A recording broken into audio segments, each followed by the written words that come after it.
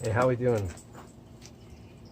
Marc Crepeaux here, and I've got a copy of Letters Never Meant to Be Read, which is put out by rustywheelsmedia. I started the Letters project a couple years ago, just writing letters to people I thought did me wrong, or unrequited love, stuff like that.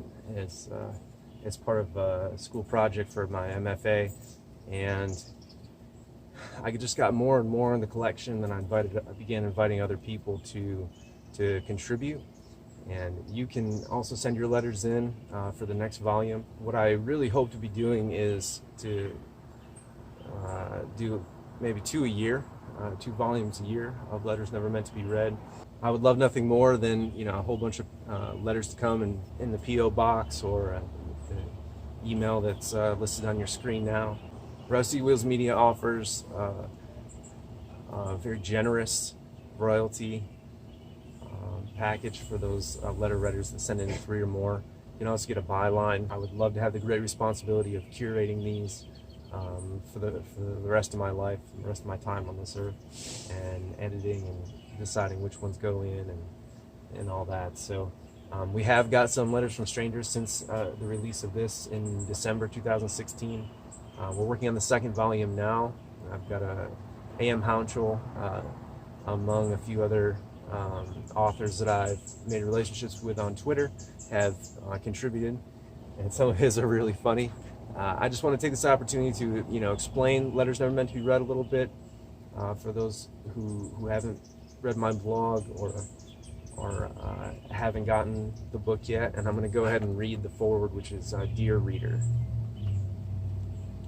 Also, Maggie is on the financial board of Director of Finance for Letters Never Meant to Be Read.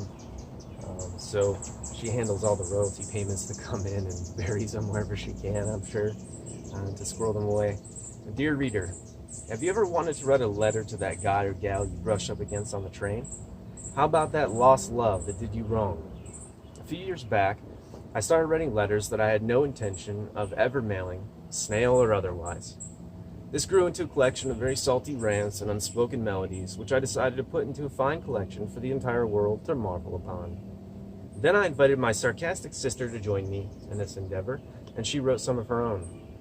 After I realized that this collection would not be complete with only our input, so I started inviting other people to write letters as well, like you. What was an exercise of the utmost fruition has turned into something very real. This fine act, turning an idea into something tangible, is one that gives me great pleasure and will likely continue until I someday walk the plank. Ideally, I would enjoy more than anything to see letters pour into this publisher's P.O. box from all over the world, and to publish a collection twice a year.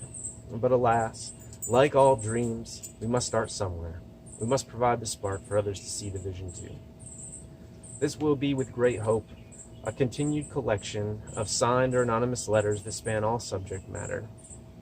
The writers never intended on mailing them. Some are heartfelt, some sarcastic, some are funny, some are revenge in words, and some are rants. Some are meant to be burned.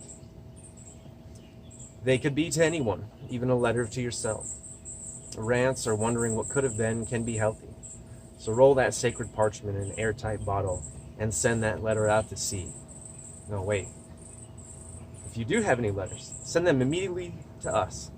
They will be considered for the collection, and you will be compensated with possible fame and a bit of money, or perhaps even a small parcel of land in the Dakotas.